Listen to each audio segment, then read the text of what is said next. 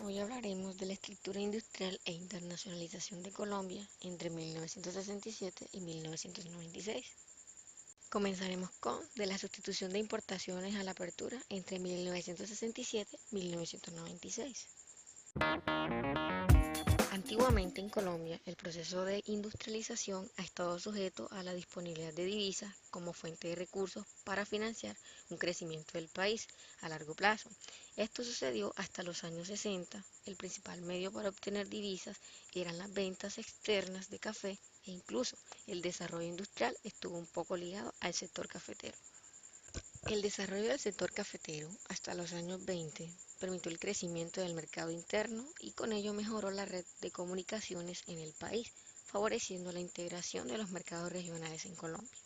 A mediados de los años 20, el país vivió, por decirlo así, una muy buena etapa para el café, que finalizó en 1929 con una crisis que se produjo en la Bolsa de Nueva York. Entonces se originó una baja en los términos de intercambio en Colombia, aunque el sector del oro y del café logró, por decirlo así, amortiguar un poco la pérdida que se adquirió en el sector de las exportaciones. La producción cafetera en los años 30 se mantuvo gracias a las exportaciones realizadas a Estados Unidos y Alemania, pero Brasil tuvo una sobreproducción que afectó muy negativamente los precios del grano a nivel mundial.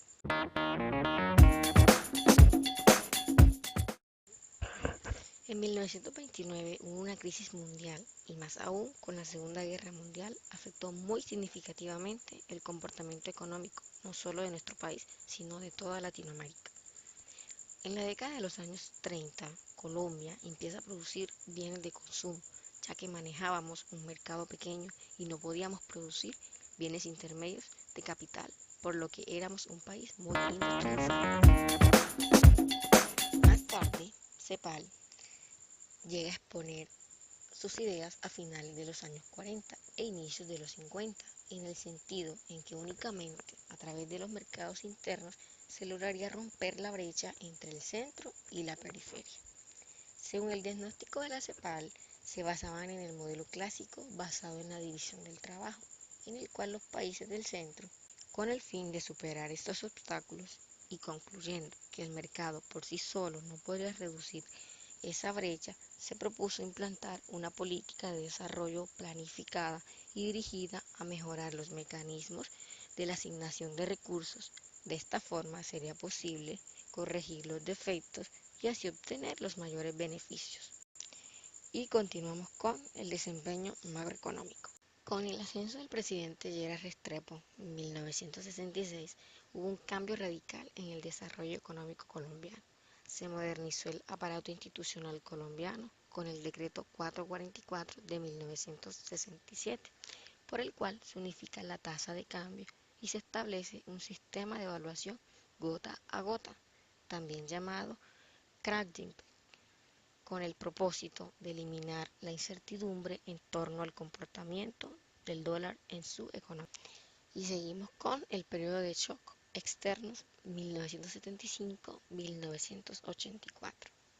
La administración López 1974-1978 mostró de continuar con las políticas de exportación que venían de otros gobiernos, a tal punto que se llegó a argumentar que Colombia sería el Japón de Sudamérica, pero hubo la necesidad de estabilizar las finanzas públicas y con el boom cafetero iniciando a final de 1975.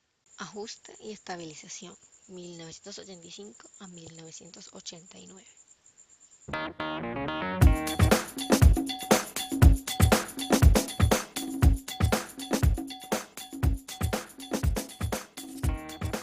En la administración Tancredo se optó por frenar el gasto público y se prefirió actuar promoviendo una mayor devaluación, aunque insuficiente, así como elevar los aranceles para un mayor control de importaciones.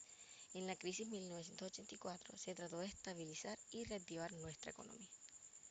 La década de los 80 fue para Colombia de mayor impacto que para el resto de Latinoamérica, donde podríamos resaltar que fue una década perdida, pero Colombia se recuperó con anticipación a otros países de la región y en el segundo lustro de los 80 esta tuvo un crecimiento prometedor.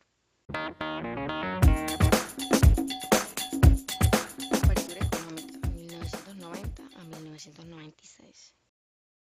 Una de las consecuencias de la liberación comercial debe ser un crecimiento significativo de las exportaciones, consecuencia directa del manejo de la tasa de cambio y otro elemento adicional, la promoción de exportaciones. Estos son ayudas del Estado, si facilitan el acceso a crédito a las empresas privadas. Posición macroeconómica.